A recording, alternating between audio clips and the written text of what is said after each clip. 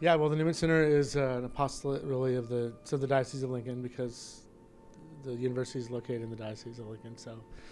And I'm a diocesan Lincoln priest, and so is Father Holden, and we're assigned here to be at the Newman Center to kind of oversee the work or the outreach of this apostolate to college students on campus here at the university, and also at Nebraska Wesleyan and Southeast Community College. Primarily here at UNL, and especially here at UNL since we're physically located here. We do go over to those campuses for things, but mainly we're here most of the time. Yeah, I originally got involved freshman year, and it was really, it began as like me just trying to satisfy the emptiness that I knew was in my heart, because, people always say like, oh, there's always that God-sized hole. They don't just say it to say it, like that's real. And I knew that I needed more than what I could be getting elsewhere.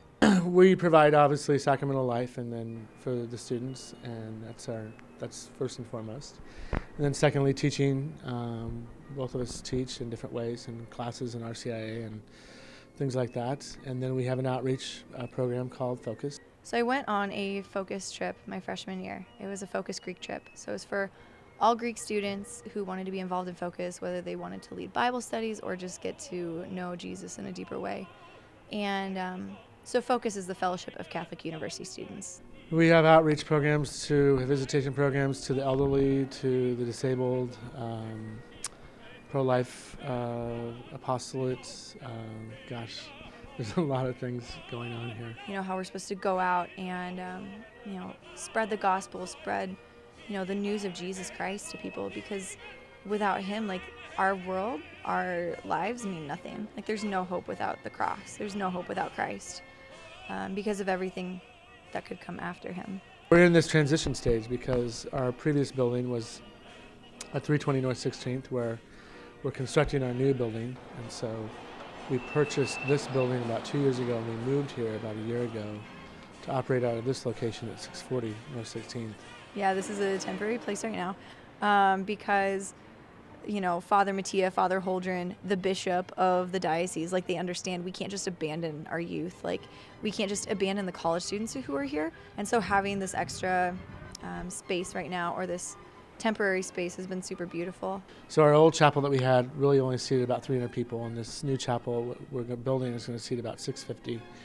And we really needed that space because our masses were just packed, and we were literally having masses where students would walk in and they'd open the door and it was packed, and they just turn and walk back out because there's nowhere for them to sit or come in or be there. So that was really frustrating for me, and so we started talking about expanding the church, and then we decided just to build a new church, and so that's why we're doing it.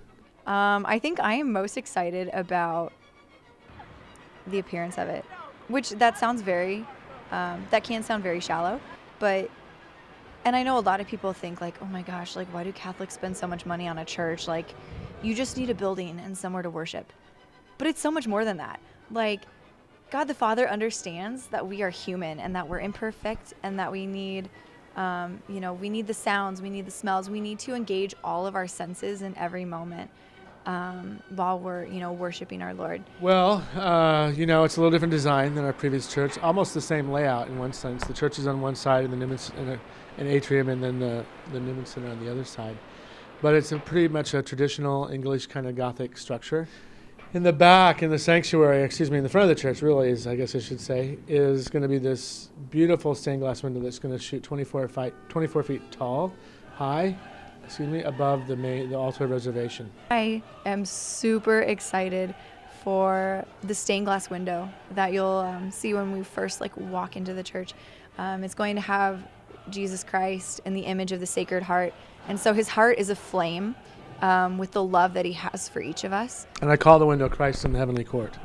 So in that window, Christ is depicted right in the center, and he's seated on the heavenly throne. And he's surrounded by all these great saints that have a relationship to, I think, college students, and our college students will identify with, and wanted to kind of do something that would be inspirational for the students, so they'd walk in and know they were in a space that was dedicated to God and that would lift their hearts and minds to God when they came in.